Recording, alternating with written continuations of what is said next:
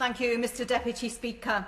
Liverpool has a long-established and vibrant Yemeni community dating back to the 19th century, originally arriving as seamen and traders with an estimated 11,000 living in the city. And many of my constituents still have relatives back in Yemen and are very concerned about the ongoing humanitarian crisis and the increased number of civilian deaths since August, and the forced deportations of Yemeni asylum seekers from the Brook House Detention Centre, with 10 asylum seekers scheduled to fly out on the 1st of October. Yemen is a poor and underdeveloped country and has suffered 4 years of political crises followed by 5 years of devastating war. And Yemen is the world's largest humanitarian crisis. The country has been left weak and vulnerable, both for its people and its infrastructure, with at least 80% of the 24 million population now reliant on aid to survive. Yemen relies on imports for between 80 and 90% of its food, fuel and basic necessities. 10 million Yemenis face acute food shortages, while 7 million require treatment for malnutrition. Yemen is the world's gravest humanitarian emergency, experiencing a crisis on 3 fronts: conflict, COVID-19 and famine. A pause in the conflict broke down in January 2020 after an attack in northern Yemen, and since this point, despite various initiatives, rounds of negotiations have failed to produce an agreement workable by all sides. In recent weeks, the conflict has escalated. August saw more civilian deaths than in any other month so far this year. A quarter of people who were killed or injured in their own home. COVID-19 has further exacerbated the crisis. Secretary-General Antonio Guterres said that there were more than 2,000 confirmed cases of COVID-19 in Yemen. He warned that with the war having decimated the country's health facilities, the need for a negotiated political settlement to end the conflict was more urgent now than ever.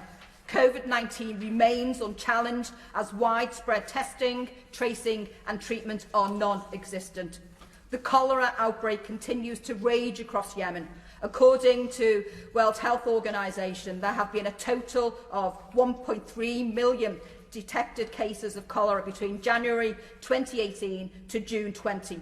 Immunisations for preventable diseases have fallen. Gavi, the Vaccine Alliance, report that only 65 to 80% of the population has received the DTP3 vaccination, and the oral cholera vaccine was not widely distributed until 16 months after the outbreak began in 2016.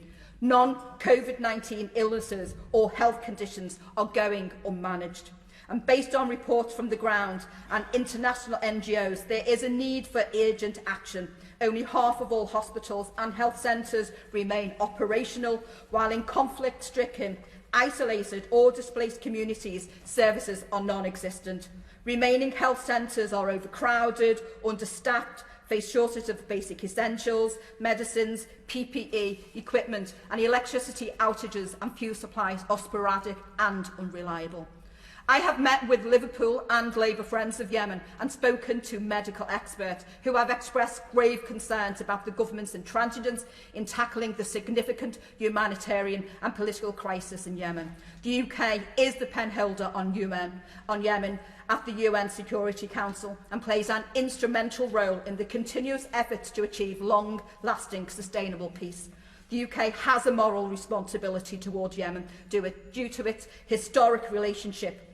The United Kingdom is also a key member of the Quartet tasked to look after the Yemen. Okay. An urgent response is needed immediately. I'm sorry. So we have to move on. Patricia Gibson. Thank you, Mr Deputy Speaker, and I'm glad to have the opportunity to speak in this debate, having, along with my SNP colleagues, raised this matter, participated in debates on this matter a number of times over the years. And the awful gravity of the situation in Yemen means that it's a matter of profound regret that we so often have to raise these matters and so often have to repeat the